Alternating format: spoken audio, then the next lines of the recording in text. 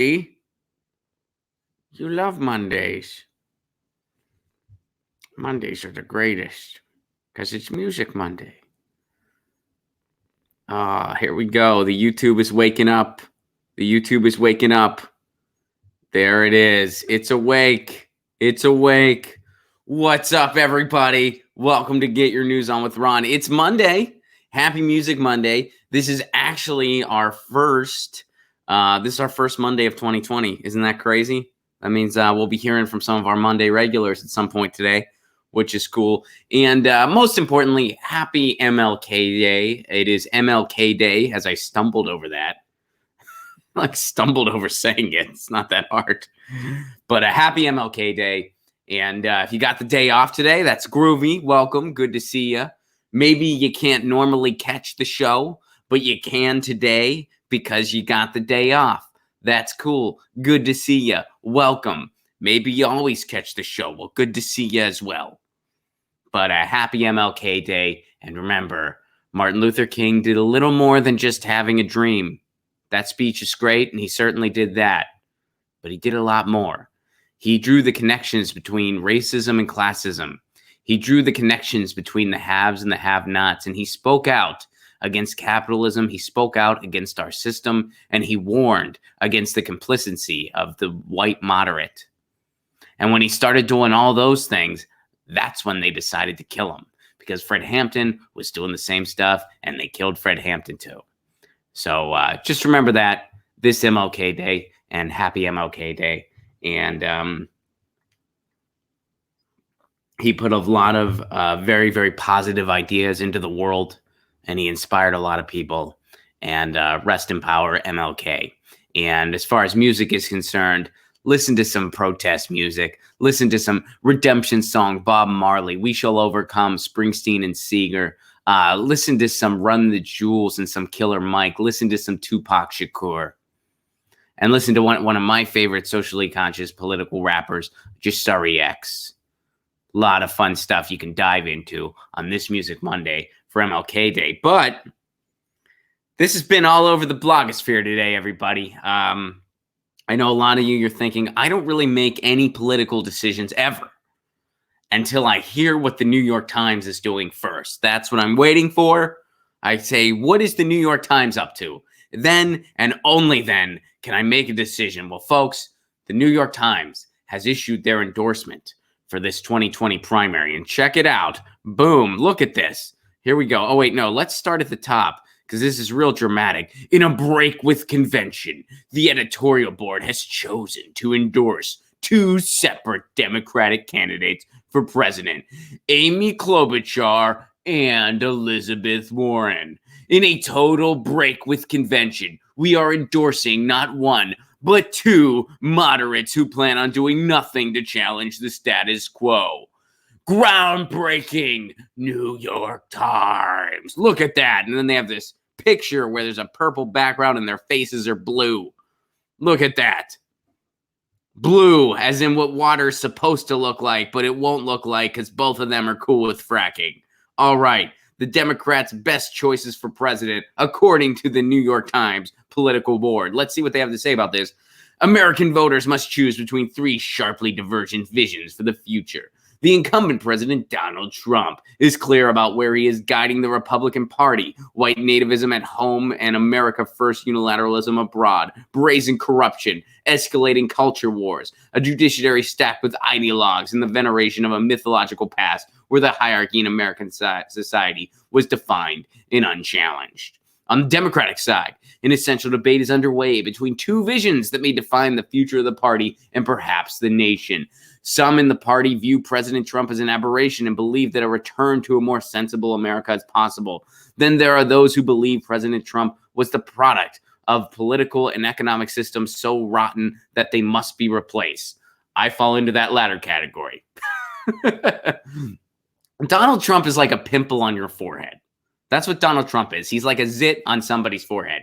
It's gross, it's disgusting, and you really don't want it around. But a lot of other stuff caused it as well. And if you pop that pimple, that's all well and good. But if you don't do something about all the other shit that caused that pimple in the first place, the pimple's going to come back and the next one's going to be worse. All right. So anyway, the Democratic primary contest is often portrayed as a tussle between moderates and progressives. To some extent, that's true. Other times, there's just no progressives. They're like, to some extent, that's true. Yeah, sometimes there's actually a progressive option. Other times, there just isn't one entirely. Other times, the establishment does their job to make sure there's no progressive option out there. All right, so blah, blah, blah. Nearly any of them would be the most progressive president in decades on issues like healthcare, the economy, and government's allocations of resources. Where they differ most significantly is not the what, but the how, and whether they believe the country's institutions and norms are up to the challenge of the moment. That paragraph is pure, unfiltered bullshit. They only differ on the how. Basically, what they're trying to tell you is that Amy Klobuchar, who plans on doing nothing about healthcare, who plans on doing nothing about rising college debt, who plans on doing nothing about the environment, and Elizabeth Warren, who just copies Bernie's plans, waters them down, and then waffles on them constantly. They're telling you the only difference is the how, whereas Bernie has concrete plans and says how he's going to pay for them and says the urgency with which they need to be instituted and has been consistent on them for, 40 years or so. They're saying that the only difference is the how. So one person is going to give you healthcare, the other one isn't. Like, it's just a matter of how. You can still get something done by not doing anything. Hey, are you going to do this thing? No. Okay, it'll still get done though, right? Yeah. You're just not going to do it? That's right. That's what they're trying to tell you. All right, many Democratic voters are concerned first and foremost about who can beat Donald Trump. This sounds familiar, doesn't it? But with a crowded field, okay. Doesn't this sound familiar? Doesn't this sound familiar in 2016? Hey, we know Bernie sounds outstanding. Bernie sounds great. But he'll be the next McGovern, even though poll after poll indicates that wouldn't be the case, even though he has more individual donors than any other candidate, indicating that that won't be the case, even though he incited a movement behind him, indicating that wouldn't be the case, he certainly wouldn't be the next McGovern. But we still want you to believe he'd be the next McGovern. So even though he sounds great, we got to focus on who can beat Trump. And that person who can beat Trump is Hillary Clinton. How did that work out? How did that work out? One of the most beatable candidates ever went up against the most beatable one. And in that unpopularity contest, Donald Trump won. Literally because Donald Trump had less votes. It was literally an unpopularity contest till the end. And New York Times is saying, let's just repeat this. Let's just repeat this. So they're claiming that they're breaking with convention here by repeating the same formula from 2016. That's all this is. They are just repeating the same formula from 2016. Now, maybe you're saying, well, gee, Amy Klobuchar, she's barely showing up in the polls. Barely showing up. But, maybe Liz Warren has really been inspirational as of recent. Well, check out this video. Check it out. Let me get my headphones on here. Here's how inspiring Liz Warren has been as of recent. Here, hold on. Let me pause it. Check this out. This just screams leadership, doesn't it? Look at this video. All right. Is it disqualifying for a presidential candidate to lie to the American? All right. So in case you couldn't make that out, the reporter asked, is it disqualifying for a candidate to lie to the American people? About anything? I would think that how could the American people? She doesn't know. Who wants to? I think that we just do our best out there every day, and I hope that's what happens with everyone. Senator about to spend a lot of time. Look at her people, first of all. Look at the people around her. Look at how just disinterested and just, this is what a plummeting campaign looks like, by the way. First of all, look at how long she stalled. First of all, some people are saying that her playing with her nose is a tell. Here, we don't need the sound this time. Her playing with her nose is a tell. They're asking her, is it okay for someone to lie? All right, there she goes. She's playing with her nose. Here we go. Look at how long. I would think that it took her 4 seconds to answer that. Hey, is it disqualified? Should a presidential candidate lie? Is it disqualifying if they lie? Should they lie? And we all know that politicians lie.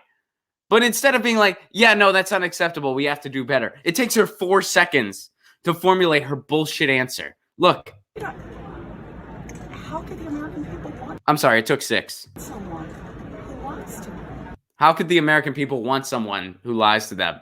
As in, hey, if you vote for a liar, it's your fault. It's your fault, actually. Why did you want this liar? You want us to lie to you. That's what, I don't want to lie to you. You're making me lie to you. I have to lie to you. Liz Warren, this is presidential. On what planet? How is this? Watch the clip of her at a rally where she's giving it and she gets heckled. And she just Google Elizabeth Warren, Ayanna Presley.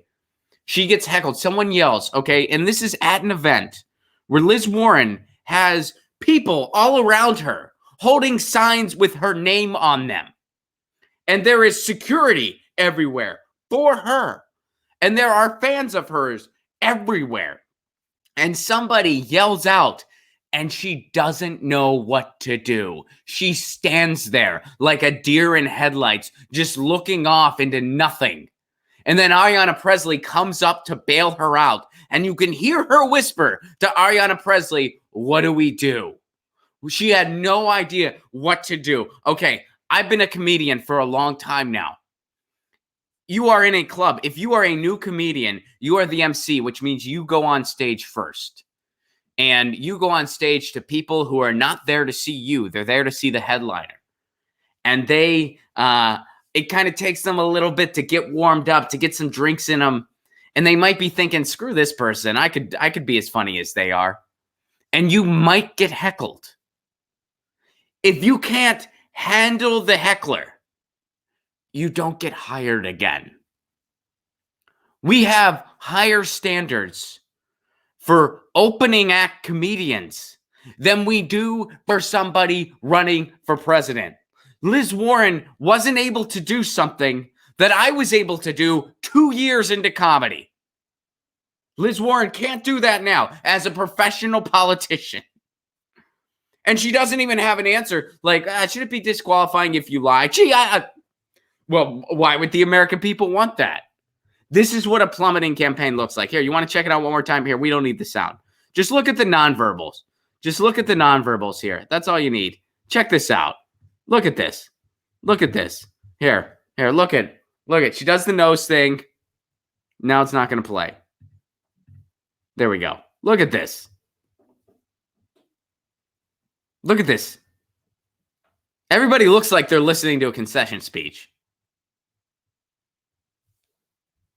This is going to beat Trump. That'll beat Trump. On what planet will that beat Trump? But the New York Times, hey, New York Times applying the same logic as they applied in 2016, which worked miserably, which completely failed. And maybe you're thinking, you know what? I can't believe Bernie didn't win it. I'm sure he was really trying to. Let's check this out. You know, Bernie, he always, here's what he had to say. Here's some of the stuff Bernie had to say to the New York Times while that endorsement was being courted. Check this out. Look, clearly he wants that endorsement more than anything in the world. Listening to his opening statement, talk about a kiss ass. Listen to this. Look, I don't tolerate bullshit terribly well. What an opener. Clearly, he needs their approval. Look, I don't tolerate bullshit very well. That's why I hate being here. Look how pissed off he looks. This is awesome. Look, sarcasm aside, Bernie Sanders cared about getting this endorsement as much as Ricky Gervais cared about getting rebooked on an award show. But let's go on. This is great. And I come from a different background than a lot of other people who run the country. I'm not good at backslapping. I'm not good at pleasantries. If you have your birthday, I'm not going to call you up to congratulate you so you love me and you write nice things about me. Endorse me. I don't give a fuck about your birthday. Who does that? Nobody who cares about an endorsement. I mean, hey, I've never seen for instance, where someone sat down at a meeting where they're pitching something and they're like, all right, so bullshit. I'm not a fan. Pleasantries, also not a fan. Don't even want to be here. Don't give a fuck about your birthday. buy my show. Nobody who actually wants something to happen does that. This is beautiful, is my point. That's not what I do. Never have. And I take that as a little bit of a criticism. Look at how uncomfortable they are. I've been amazed at how many people respond to, happy birthday. Oh, Bernie, thanks so much for calling. It works. It's just not my style.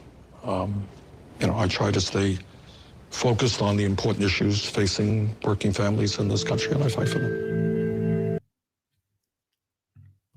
So there you go. Bernie didn't get an endorsement, maybe because he doesn't give a shit. And hopefully more people see this video clip than see who the New York Times endorses. Hopefully that's a telling testament to our time, where instead of hearing what a bunch of blowhards in an ivory tower, hearing about who they endorse, instead they say, what did the candidates have to say? And you know what? I'm connecting with this guy who's telling the establishment media, you know what? I don't care about you.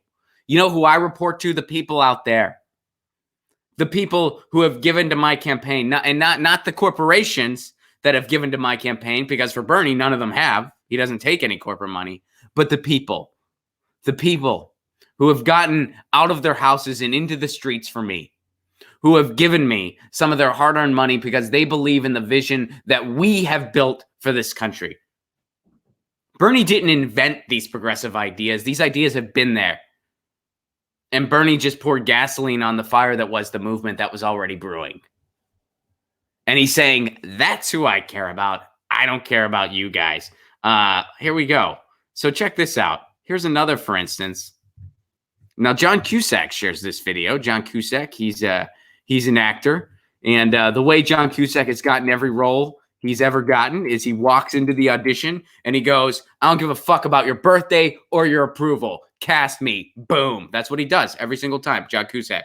I'm sure he doesn't do that. But check this out. All right, here, we'll rewind it so we can get the volume. You kidding me? What I just said is that in this country, anyone who doesn't understand that there is a lot of, please don't play media games. All right, he goes, please, you can't really hear it that well, so we'll just skip over it. But he literally says to the media, please don't play media games with me. And he has a history of doing this. Bernie has a history of calling out the media for their gotcha attempts, which is something as a politician you're not supposed to do. You're not supposed to do that as a politician. I mean, we all know what the media does. And there's no politician in office that doesn't know the game that they play. Even Donald Trump. Donald Trump knows the game that the media plays. But you're not supposed to say anything. Why? Because we're all supposed to be buddy-buddy. It's all about access on the journalist side, and it's all about favorable coverage on the politician side. And at the end of the year, they all get together at a big dinner, and they laugh about it. And they laugh about the fact that they're not informing you, the person, on what's actually going on in this country. And they laugh about the fact that because the media is not telling you, the person, about what's going on in this country, politicians can get away with not doing anything for you. And they laugh about that. And you have a couple outsiders like a Bernie Sanders and a Tulsi Gabbard who call the media out for what they actually are. So, and here's another, for instance. So this goes on. There was more to Bernie Sanders talking to the New York Times, where he just made everyone grossly uncomfortable because he doesn't care about their endorsements, and nor should he. All right, so Sean King shares this. Here's more from that video. Touched a chord in 40. What about the fact that Trump has touched a chord in 40 to 44% of the people? What about that issue? It's like Trump is a symptom of a widespread problem. Yes. So, I mean, how do you address that? What is the issue? How did Trump become president? Not everybody, but tens and tens of millions of Americans feel that the political establishment, Republican and Democrat, have failed them. Maybe the New York Times has failed them too. Boom. He's saying maybe the New York Times has failed them too. Now, of course, they immediately go to racism. They immediately go, we want to try to oversimplify this picture. We want it to just be that it's all about racism. That's the only factor going on here, and that there's no connection. There's no connection between racism and exploitation of the working class. There's no connection between racism and climate change. There's no connection. We just want it to be like, oh, Trump supporters are racist, and that's the issue. That's all. We want to oversimplify it to that point because that makes it easier for us to defend the status quo. That's what the New York Times is trying to do here, but Bernie was ready. That explains the appeal of racism? Yeah.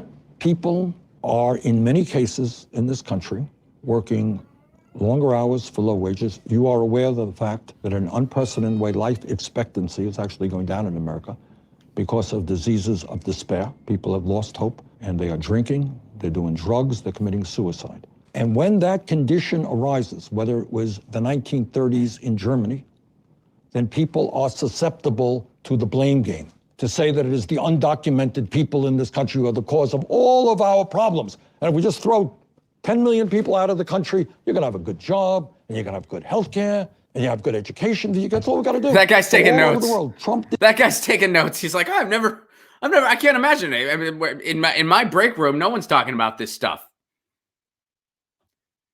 How insane is it that a politician is explaining this stuff to the media? I mean, it's absolutely, and I know I say this all the time. And those of you who tune into the show every day, I know you get it. But it bears repeating. It's insane that we live in a country where you find yourself ever rooting for a politician over a journalist. But our corporate media, they're part of the corporate elite. They're part of the haves. They're part of the people who want to prevent you from getting your fair slice of the pie. That's what the corporate media is. It is a corrupt institution that in other countries isn't even legal and shouldn't be legal in this one. Our media structure, or lack thereof rather, should not be legal. The idea that in a democratic experiment, you just hand news and information over to corporate elites where they can do whatever they want completely unchecked. It's absolutely beyond backwards. So this guy's taking notes. These are all ideas that have been recited for years and years and years. This is nothing new. That, when you're facing economic disparity, sometimes you listen to somebody who's scapegoating a group of people for no reason. And that people took a chance on this snake oil salesman who was Donald Trump because nobody was offering them anything. So they took a chance on this guy who was making this bogus promise of jobs, who was blaming immigrants for all of our problems. They took a chance on this guy. Didn't invent demagoguery. It's an age-old weapon, and you take a minority and you demonize that minority and you blame that minority and you take the despair and the anger and the frustration that people are feeling and you say that's the cause of your problem.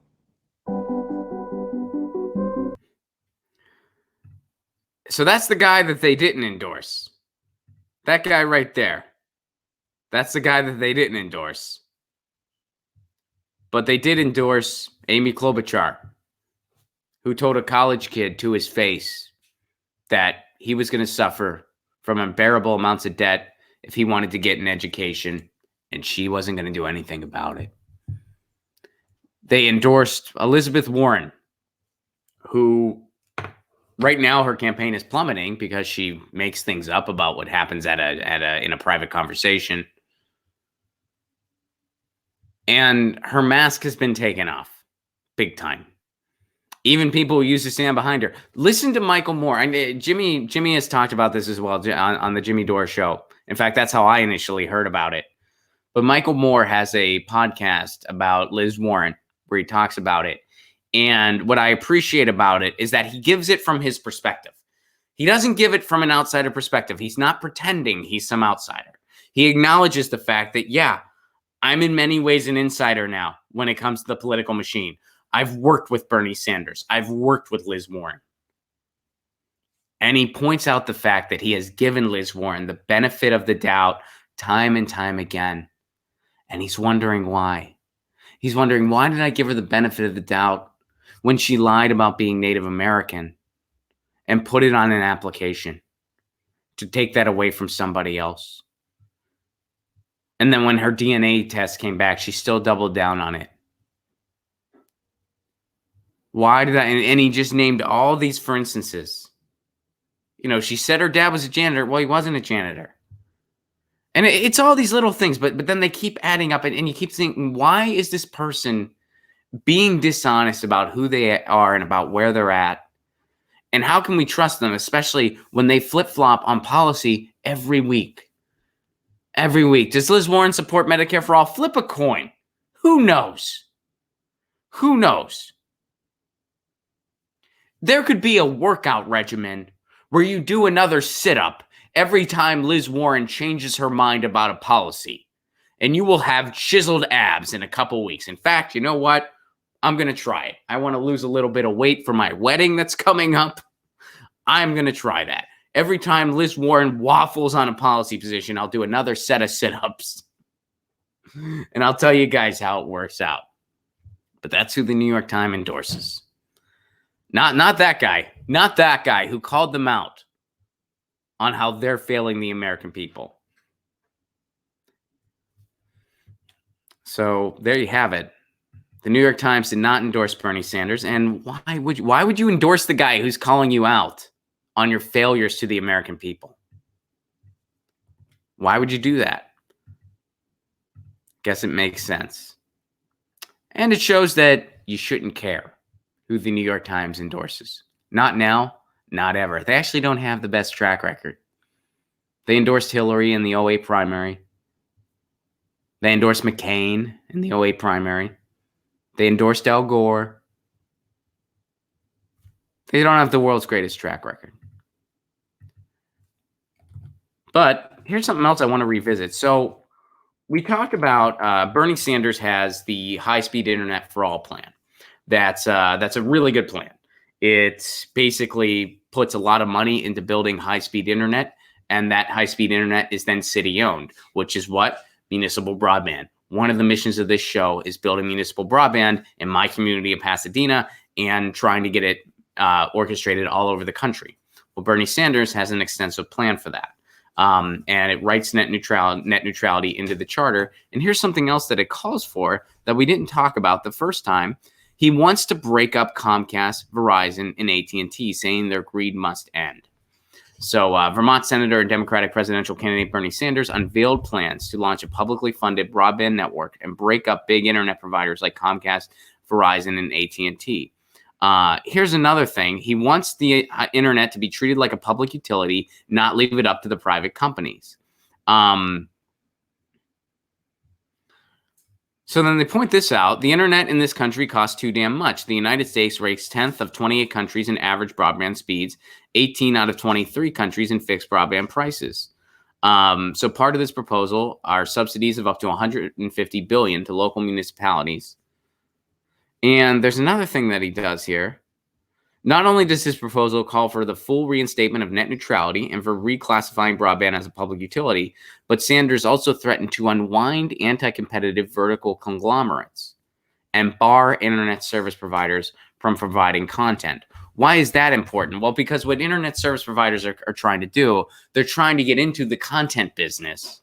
So that way they can be ready for a post-cable world where all of our content and all of our information gathering and all of our content gathering is done via subscription services that they own and operate.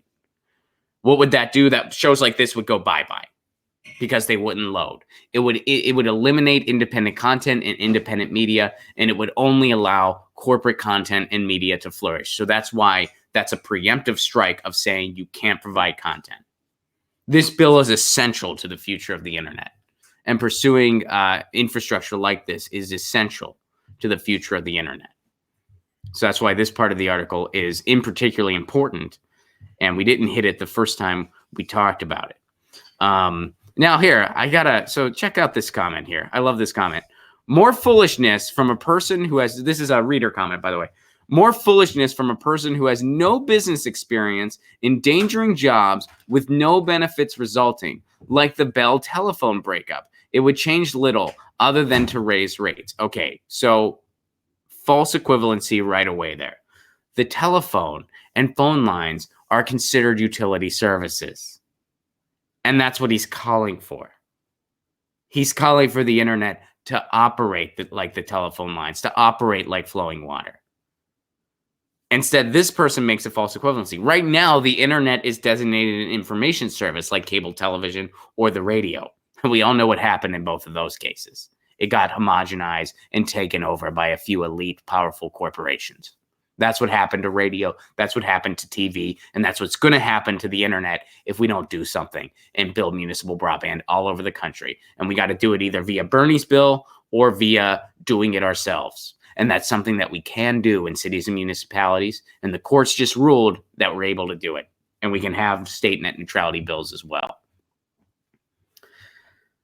So that's interesting. He's like, wow, look at, you want it to be like the phones? It's like, no, it's not like the phones now. That's what we want it to be like. The phones are utilities.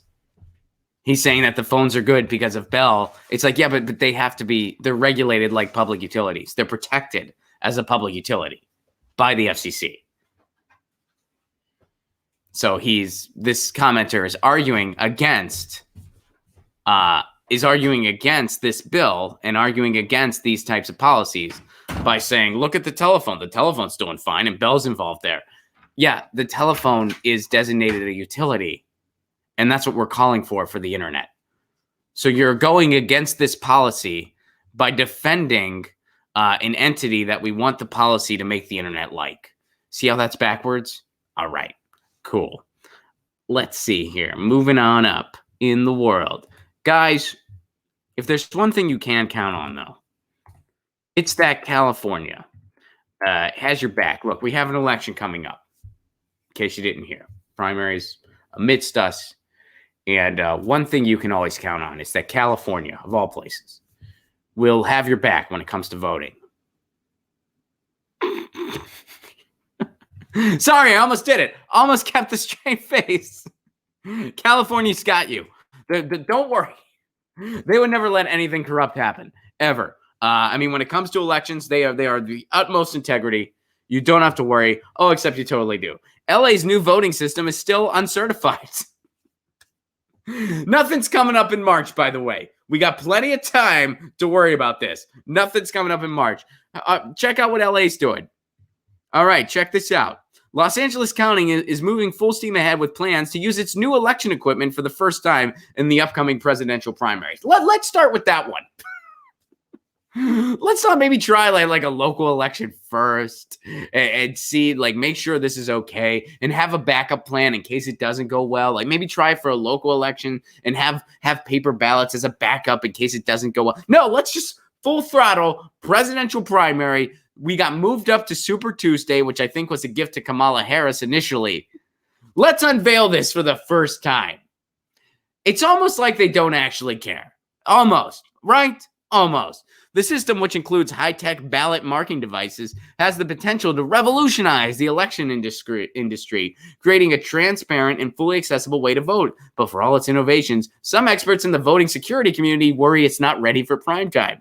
And California, I guess, doesn't care. For starters, the state has yet to sign off on the new technology.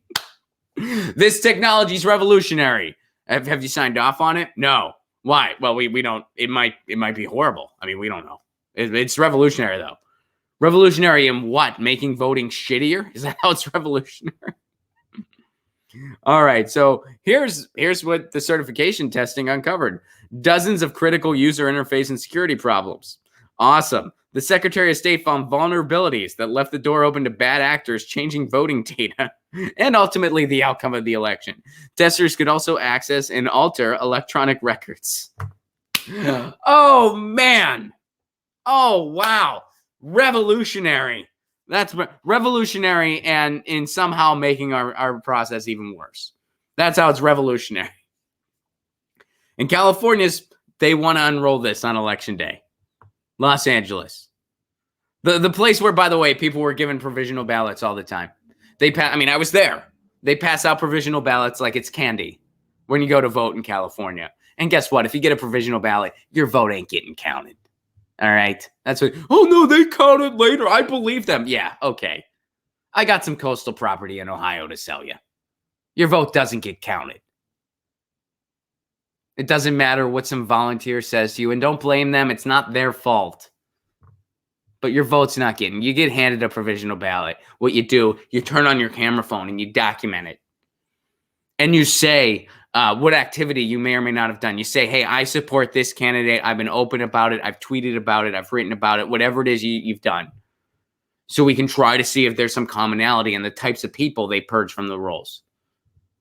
But you get handed a provisional ballot. Your vote will not be counted. So the best thing you can do is you turn on your camera phone right then and there, and you discuss what's going on, and you publish it. Don't yell at the people at the polling stations. They're the volunteers. It's not their fault. They're not the people in power here. So don't make a scene. Don't be combative. Don't blame. It's not their fault. There's nobody in that room who it's their fault that you're going through this. You can be assertive in a productive way, i.e. turning on your camera phone, discussing what's going on. You can be assertive in that way, but get the idea. So California, which already has tons of problems as it is, now that they're unrolling this software that we don't know. We have no idea. It's almost like they don't really care about the results. They don't really care about your right to vote. They don't really care. Awesome.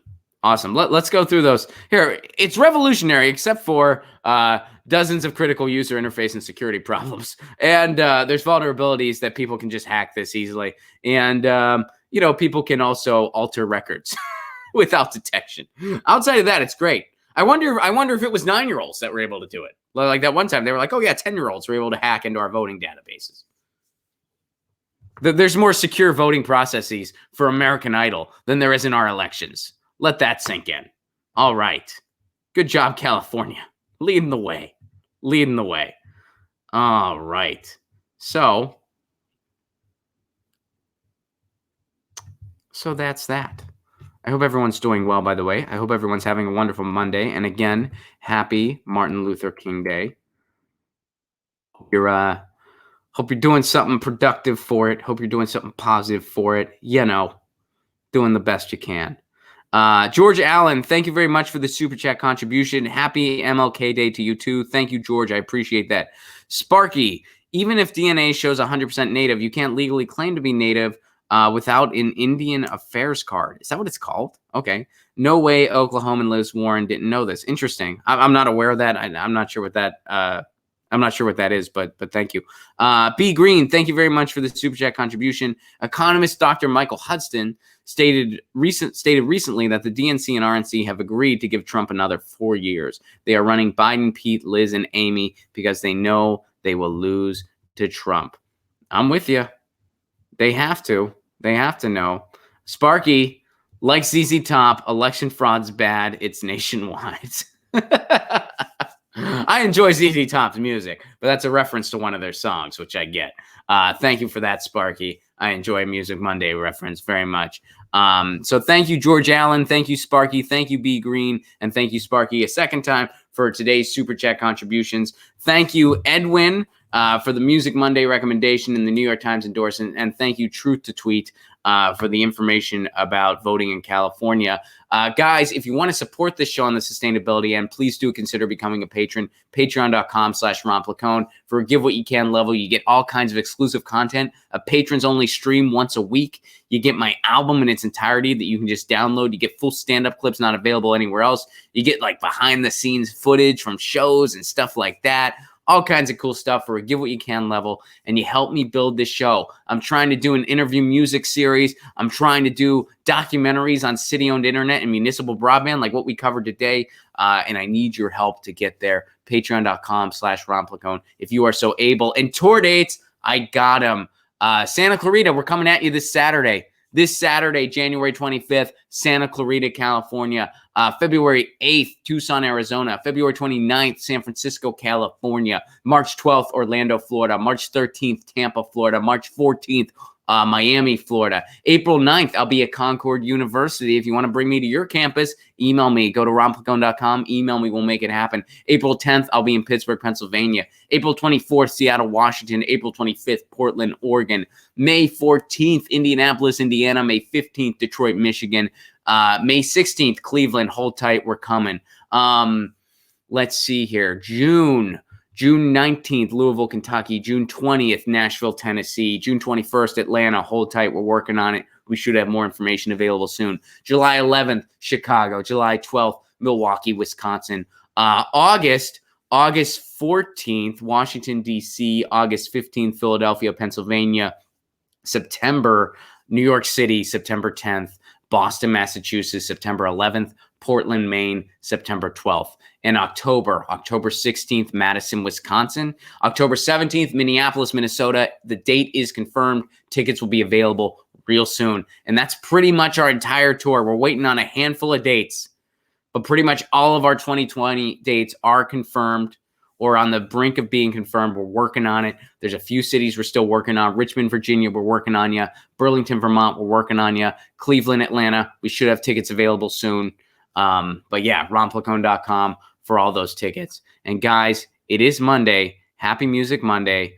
So there is a certain somebody who has something to say, who has a little bit of information for you.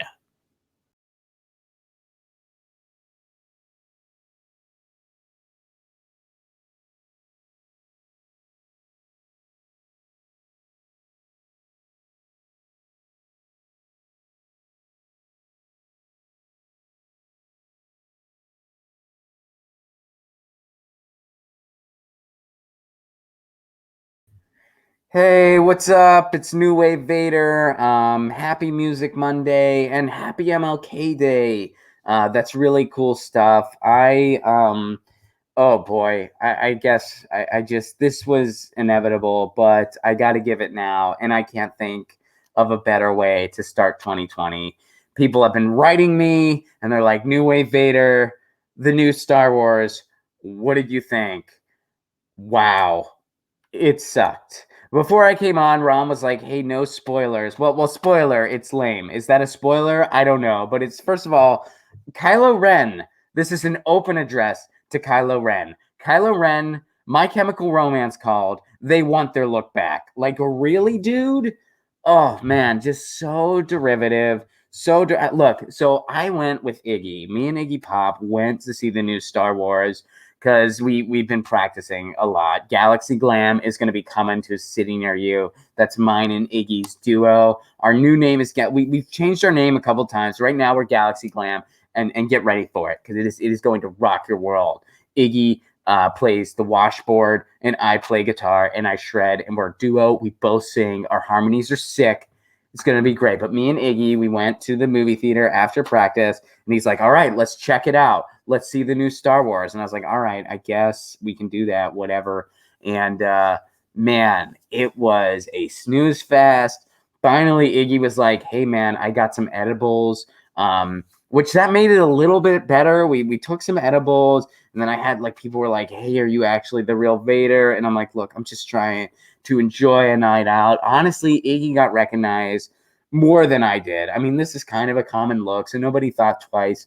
But Iggy, I mean, and Iggy was really cool about everything. Like he signed autographs for everyone that wanted them, and took the time to talk to people. But yeah, I totally did not dig it. Palpatine is just such a poser, man. Like just such a poser. Like, dude, I totally did the right thing throwing you down that rafter. Like, oh, so lame. I did him a favor. I totally did him a favor. But anyway, you get the idea. I wasn't feeling it. I don't want to give away anything, but I just didn't jive with it. I mean, I'm New Wave Vader. I just didn't feel it. So my opinion, skip the new Star Wars, but catch Galaxy Glam when we come to a town near you. In the meantime, this show will be back tomorrow, same time, same channel. And Lucy, so that's the cat's name. I don't know where she is. She's scared of me, I think, except when she gets in my face and I'm like, whoa, take it easy. But yeah, anyway, Lucy says meow, and that Ron guy says peace. I guess he just says that to whoever, like he's just, hey, peace. Good for you, buddy. Whoa. All right. So anyway, yeah, Lucy says meow, and that Ron dude says peace. And so yeah, this show will be back tomorrow. Later.